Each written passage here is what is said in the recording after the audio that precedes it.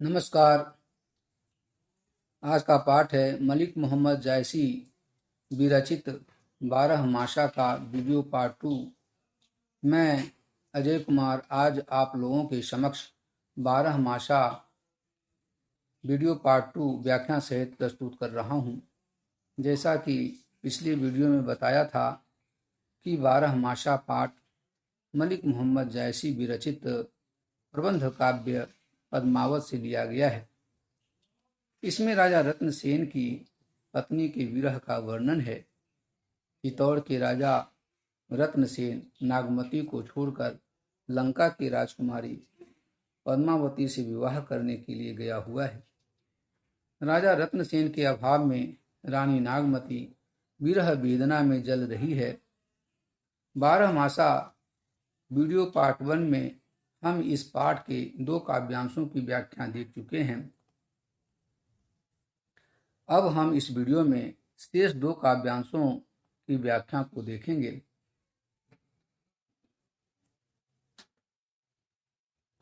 व्याख्या से पूर्व हम काव्यांश के सार को जान लेते हैं।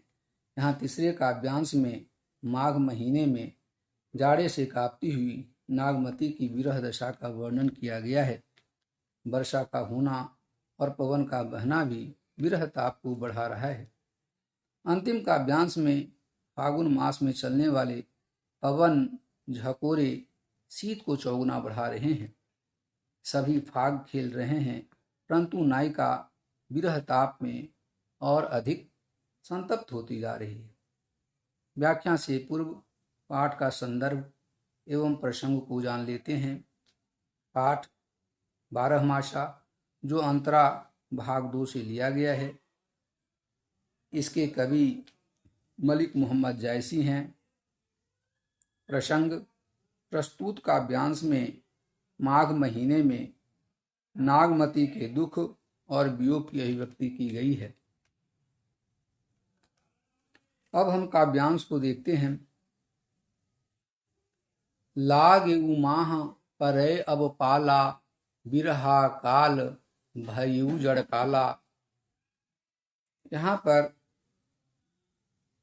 जड़काला का मतलब मृत्यु है। इसमें माघ महीने के भयंकर सर्दी का वर्णन किया गया है। माघ महीने में पाला पड़ने लगती है और पाला पड़ने से सर्दी और अधिक बढ़ गई है। यह सर्दी विरह के समय नागमती को मौत के समान लग रही है। आगे कवि लिखते हैं, पहल पहल तन रूई जो झांपे, हहली हहली अधिकौ हिय कांपे। यहाँ हिय का मतलब हृदय है। अत्यधिक सर्दी के कारण उसका शरीर रूई की तरह कांप रहा है और उसका हृदय पति के वियोग में कांप रहा है। आई सूर होई तपूरे नाहा, ते ही बिनु जार न छूटे माहा। यहाँ नागमती कहती है कि इस सर्दी से बचने का एकमात्र उपाय प्रिय से मिलन है और प्रिय से मिलन उसके लिए सूरज के ताप के समान होगा। वह आगे कहती है, एही मास उपजय रस मूलू, तू सो भवर मोर जोबन फूलू। यहाँ जोबन का मतलब यौवन है। यहाँ नागमती कहती है कि इस महीने में फूलों में रस आ जाता है और उसी प्रकार मेरा हृदय भी भावनाओं से ओतप्रोत हो गया है और वह अपने प्रियतम को भंवरा बनकर आने के लिए कहती है। वह कहती है कि तुम भ्रमर के समान आ जाओ, तब मेरा यौवन फूल की तरह खिल जाए। आगे वह कहती है, नैन चुबही जस माहुत नीरू, तेही जल अंग लाग सरचीरू। यहाँ नैन का मतलब आंख और माहुट का मतलब बादलों से होने वाली बरसात है। पति के वियोग में नागमती के आंखों से आंसू इस प्रकार बह रहे हैं जैसे कि बादलों से बरसात होती है, और यह आंसू उसके शरीर पर पहने हुए वस्त्र को गीला कर रही है। यहाँ चिरू का मतलब वस्त्र होता है, और यह गीले वस्त्र उसे तीर की तरह चुभ रही है, अर्थात उसकी विरहाग्नि को बढ़ा रहा है। बढ़ती हुई सर्दी के साथ साथ उसकी विरहाग्नि भी बढ़ रही है।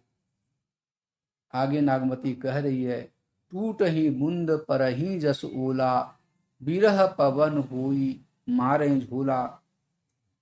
आंखों से जो बूंदें गिर रही है वह ओले की भांति ठंडी प्रतीत हो रही है, और इस सर्दी में आंखों से जो बूंदें गिर रही हैं वह ओले के समान लग रही है।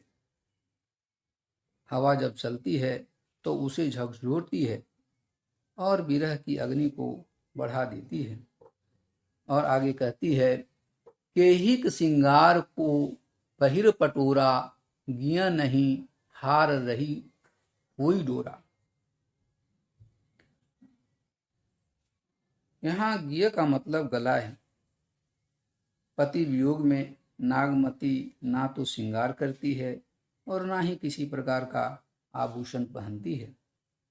आगे वह कहती है, तुम बिनु कंता धनी हरूई, तन तिनुवर भाडोल।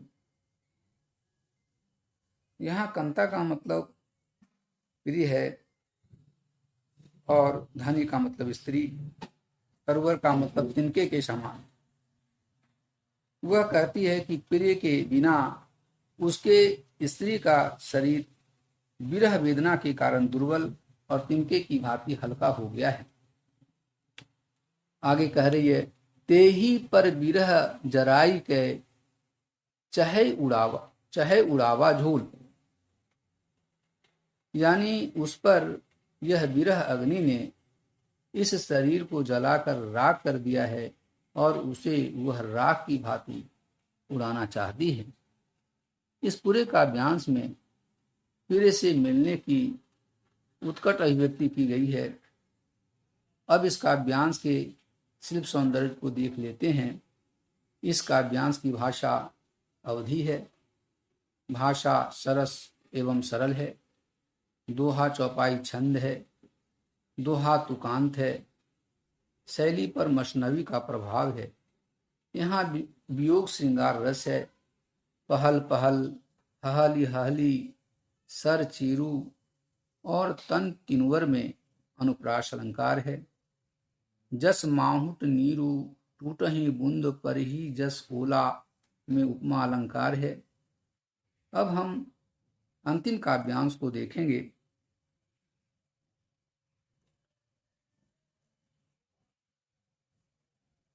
इसमें पहले इसका प्रसंग जान लेते हैं। शिशिर के बाद जब बसंत ऋतु आती है, जिसमें फागुन मास होता है, इस फागुन मास में नागमती का विरह और बढ़ जाता है। इस काव्यांश में उसकी मार्मिक अभिव्यक्ति हुई है। यहाँ नागमती कहती है, फागुन पवन झकोरे बहा, चौगुन शिव जाई की मिशहा। नागमती कह रही है कि फागुन महीने में जब हवा तेजी से बहने लगती है तो वह हवा की झोंका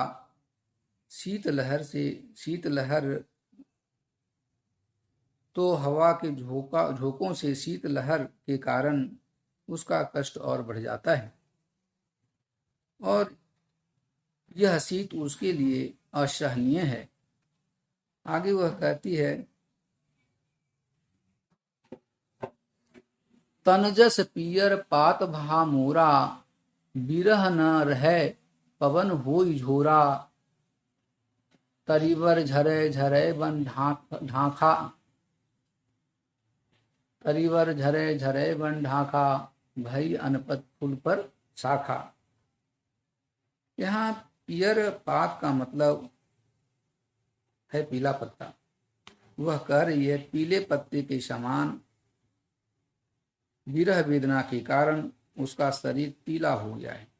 जिस प्रकार हवा की झोंकों के कारण पीले पत्ते हिलते रहते हैं, वैसे ही उसका शरीर विरह के कारण कांपता रहता है और मन विचलित होता है। आगे वह कहती है, करिन्न बनाफति इन हुलासु, मुँह कहाँ भा जग दुन उदासु। वह कहती है कि पतझड़ के बाद वृक्षों वृक्षों में नए नए पत्ते आते हैं, फल आते हैं और उनके भार से वृक्ष की शाखाएं झुक जाती हैं। उपवन में सभी वृक्ष और लताएं आनंद में झूमते दिखाई पड़ते हैं, परंतु उसके मन को कुछ भी नहीं भाता है। यह सब उसकी उदासी को दुगना कर देता है। और आगे वह कहती है, फाग करही तब चाँचरी जोरी, मोही जिया लाई दिनही जसी होरी। गांव में सभी स्त्रियां मिलजुल कर नाचती गाती हैं और होली का उत्सव मनाती हैं। उसे ऐसा लगता है कि यह होली की आग उसके हृदय में जल रही है और तन को भी जला रही है। जौ पे पियही जरत असभावा, जरत मरत मोही रोष न आवा।